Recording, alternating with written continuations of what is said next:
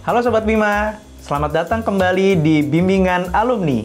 Pada video kali ini, Sobat Bima akan ditemani oleh saya, Kak Usman. Kita akan membahas salah satu TKA Sosum, yaitu Sosiologi. Tanpa berlama-lama lagi, yuk langsung kita mulai. Let's go!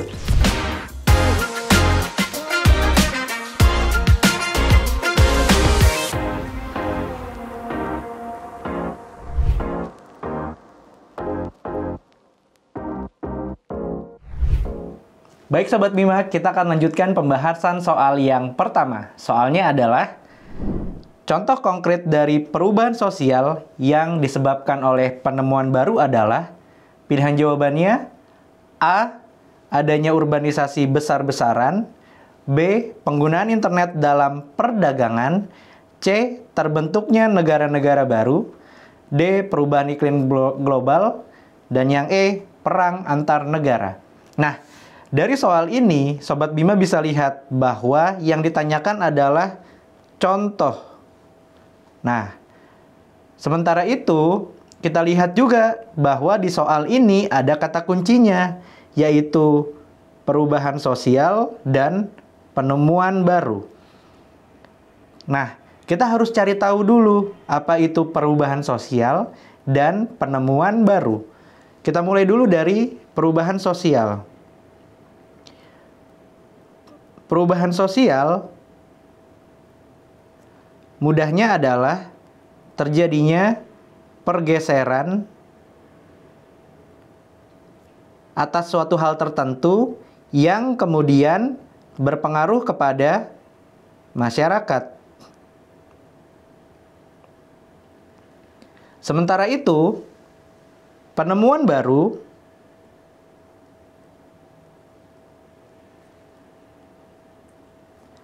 adalah proses mengubah, mengadaptasi,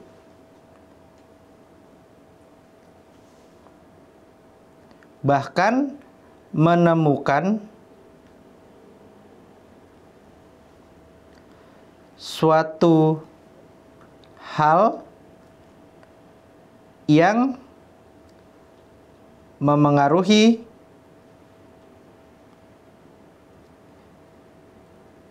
masyarakat.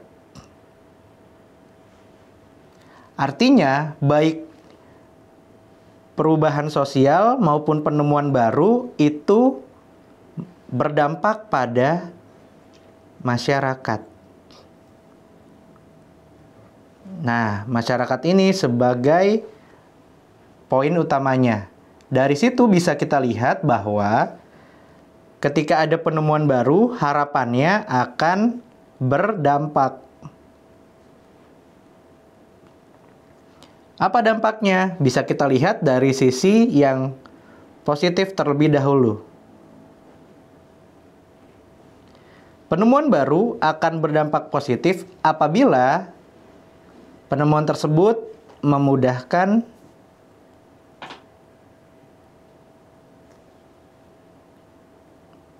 masyarakat. Oke. Kemudian penemuan tersebut akan menjadi berdampak positif apabila penemuan tersebut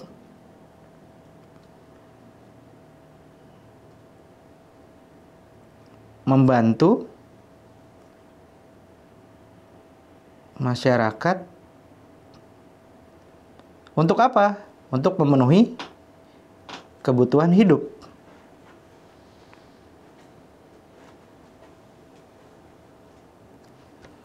Nah, sementara itu, penemuan baru akan berdampak negatif apabila pertama, penemuan tersebut justru mengubah gaya hidup masyarakat. Bahkan penemuan baru tersebut justru bisa menyebabkan konflik. Nah, itu sangat berdampak negatif.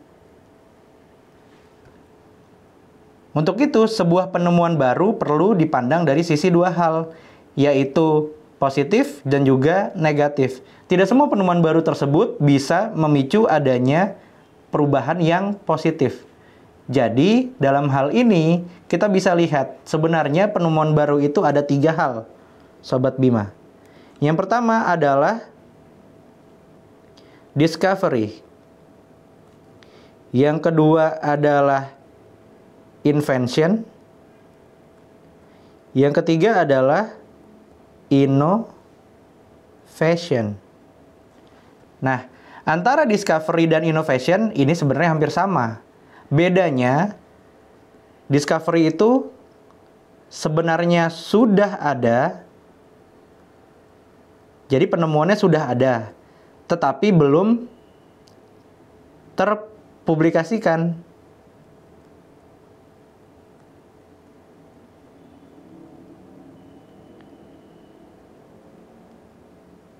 Sementara kalau innovation itu proses adaptasi dari penemuan yang sudah ada.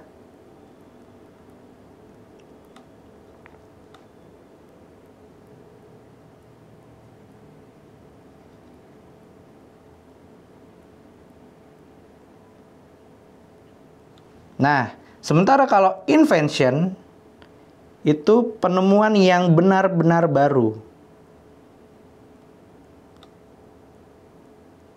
Nah, Sobat Bima tahu ya perbedaannya. Jadi kalau berbicara mengenai penemuan baru, Sobat Bima ingat-ingat saja bahwa penemuan baru tersebut ada 3, yaitu discovery, invention, dan innovation. Nah, penemuan baru seperti halnya perubahan sosial, keduanya berdampak kepada masyarakat, baik dari sisi positif maupun sisi negatif. Nah, sekarang kita kembali lagi ke soal. Contoh konkret dari perubahan sosial yang disebabkan oleh penemuan baru adalah, kita diminta untuk mencari contoh. Contoh dari penemuan baru yang berdampak itu adalah penggunaan internet dalam perdagangan. Kalau kita lihat dari sisi positifnya, penggunaan internet dalam perdagangan itu akan memudahkan baik pedagangnya maupun konsumennya untuk memperoleh sebuah barang. Bagi pedagangnya, ya penemuan baru tersebut atau penggunaan internet bisa memudahkan proses distribusi barang kepada konsumen. Bagi konsumen akan mudah mendapatkan barang tersebut. Jadi, itu sisi positifnya. Tetapi sisi negatifnya, penggunaan internet dalam perdagangan dari sisi masyarakat akan meningkatkan gaya hidup konsumtif. Jadi, ada sisi positif dan juga ada sisi negatif. Tetapi khusus untuk pertanyaan ini, contoh konkret perubahan sosial yang disebabkan oleh penemuan baru adalah penggunaan internet dalam perdagangan. Jadi, jawaban yang benar adalah yang B. Ingat ya Sobat Bima, jawaban yang benar adalah yang B.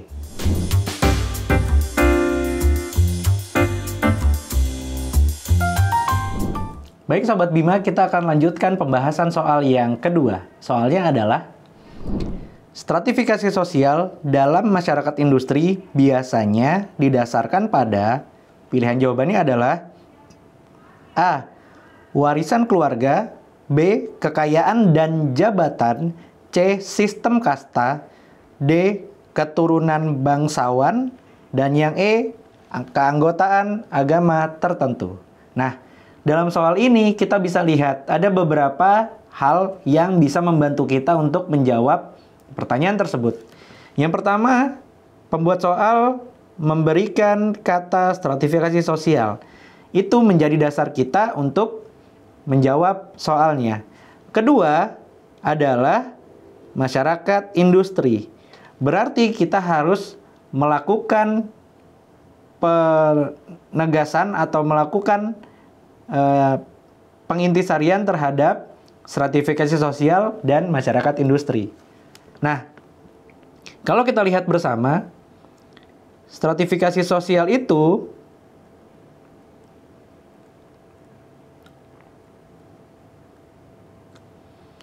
mudahnya adalah strata secara vertikal atau horizontal, secara vertikal. Artinya, tidak mudah untuk naik dan turun di dalam suatu masyarakat. Atau, dengan kata lain, harus ada effort tertentu untuk mencapai strata tertentu. Nah, sekarang kita bahas yang berikutnya adalah masyarakat industri.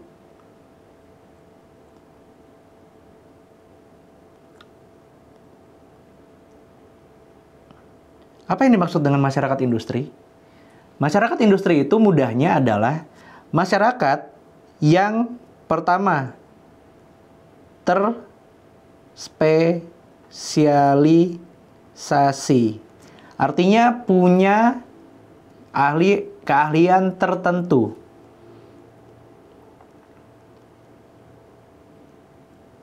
Yang kedua, masyarakat industri itu sangat bergantung kepada yang namanya teknologi. Jadi, masyarakat industri sangat mengedepankan perkembangan teknologi dan sangat menggantungkan hidupnya pada teknologi. Sehingga dalam hal ini, masyarakat industri itu sebenarnya banyak inovasinya. Oke, yang berikutnya, masyarakat industri itu sangat efisien dan juga rasional. Jadi, spesialisasi, teknologi, efisien, dan rasional itu adalah ciri dari masyarakat industri. Nah, kalau kita berbicara mengenai stratifikasi sosial dan masyarakat industri, kita bisa lihat bahwa dalam hal ini, ya, masyarakat industri itu sangat mengedepankan keahlian yang berhubungan dengan pekerjaan. Nah, sementara stratifikasi sosial itu sangat mendasarkan sesuatu pada pertama pendidikan, kedua status sosial, ketiga kekayaan bahkan jabatan. Nah, kekayaan dan jabatan ini sangat berhubungan dengan pekerjaan. Oke, jadi kalau menurut Anthony Giddens itu pernah bilang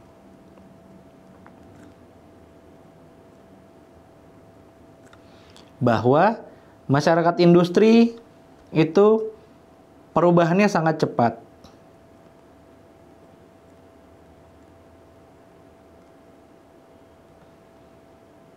Artinya sangat dinamis.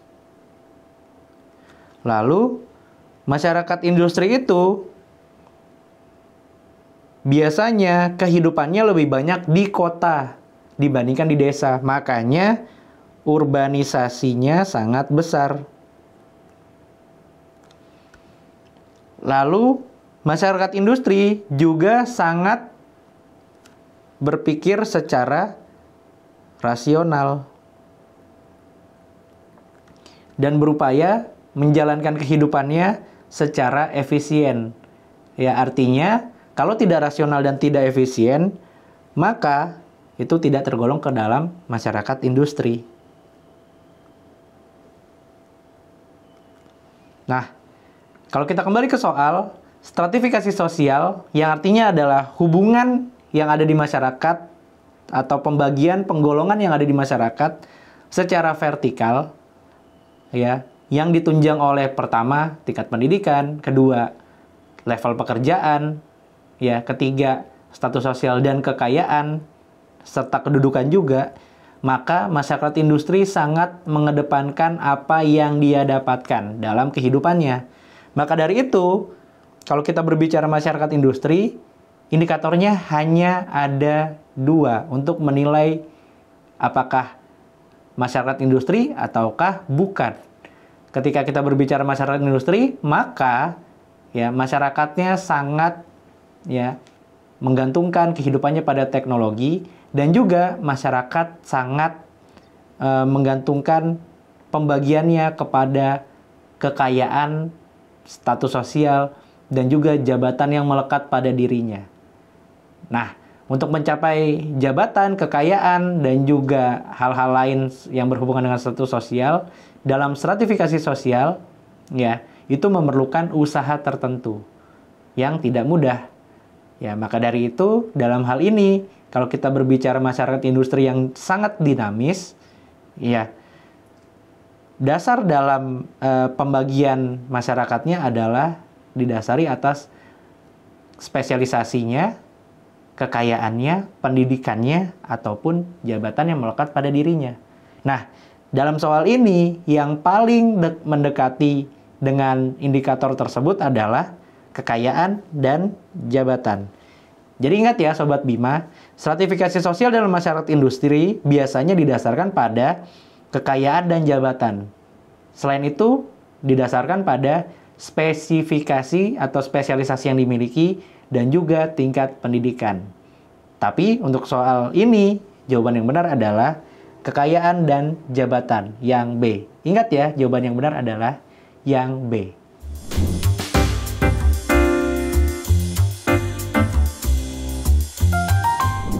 Baik Sobat Bima, kita akan melanjutkan pembahasan soal yang ketiga. Soalnya adalah perubahan sosial yang terjadi secara lambat dan membutuhkan waktu lama disebut. Pilihan jawabannya adalah A. Reformasi sosial, B. Transformasi sosial, C. Evolusi sosial, D. Modernisasi, dan yang E adalah disorganisasi sosial. Nah, sebelum menjawab, Sobat Bima, lihat dari kata kunci yang ada di soal. Dalam hal ini, kata kuncinya adalah perubahan sosial, lalu lambat, dan waktu lama. Itu adalah kata kunci pada soal. Nah, kita bahas secara berurutan. Kita mulai dulu dari perubahan sosial. Menurut Selo Sumarjan,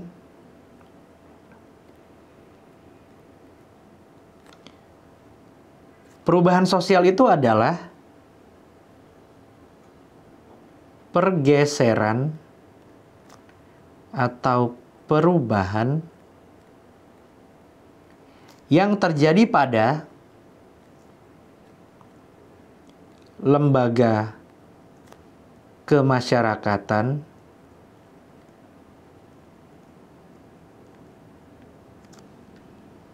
dan berpengaruh pada struktur sosial.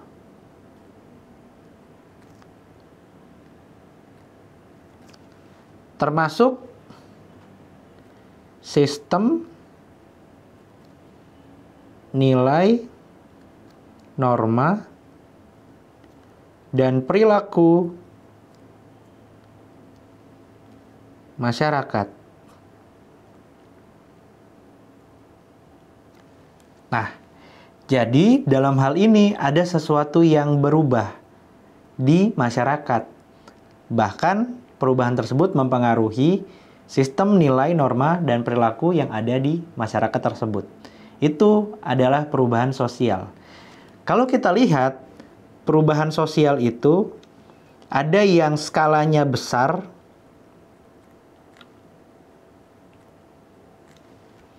ada yang skalanya kecil,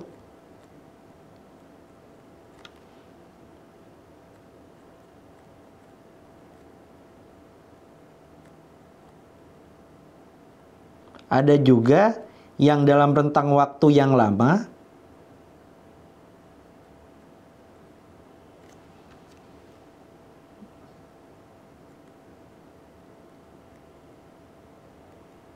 ada juga waktunya cepat. Jadi kalau membicarakan perubahan sosial, berarti ada sesuatu yang berubah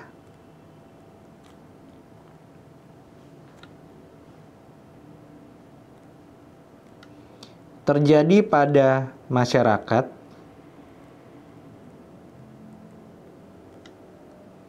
ya, terjadi pada masyarakat dan juga berdampak pada masyarakat dan mempengaruhi sistem sosial dan struktur sosial. Lalu ada rentang waktu. Serta ada skala. Dalam hal ini besar atau kecil. Jadi kalau ngomongin perubahan sosial, sekali lagi, ada sesuatu yang berubah pada masyarakat, ya, yang dilakukan juga oleh masyarakat dan berdampak pada masyarakat pada rentang waktu tertentu, baik itu yang besar maupun yang kecil. Nah, kalau kita kembali ke soal, berarti di sini yang dibicarakan adalah rentang waktunya. Kalau perubahan sosial yang membutuhkan waktu yang lama, itu adalah evolusi. Oke. Kalau perubahan yang waktunya cepat, itu adalah revolusi. Nah, jangan terbalik ya Sobat Bima. Kalau waktunya lama, ya, lambat juga perubahannya, itu merupakan evolusi sosial. Kalau waktunya cepat, itu adalah revolusi sosial. Nah, biasanya kalau waktunya lama, itu perubahannya juga bersifat laten atau tersembunyi. Sementara kalau yang revolusi, itu biasanya terlihat jelas dan dampaknya besar, bahkan cenderung memicu adanya konflik sosial. Ya, jadi dari sisi dampak, kalau evolusi, ya, dampak disrupsinya atau dampak distraksinya atau dampak disorganisasinya itu relatif kecil ketimbang revolusi sosial. Nah, dalam konteks ini kita kembali lagi ke soal yang ditanyakan adalah perubahan yang waktunya lama dan relatif lambat itu adalah evolusi sosial. Ingat ya Sobat Bima, jawaban yang benar adalah evolusi sosial yang C.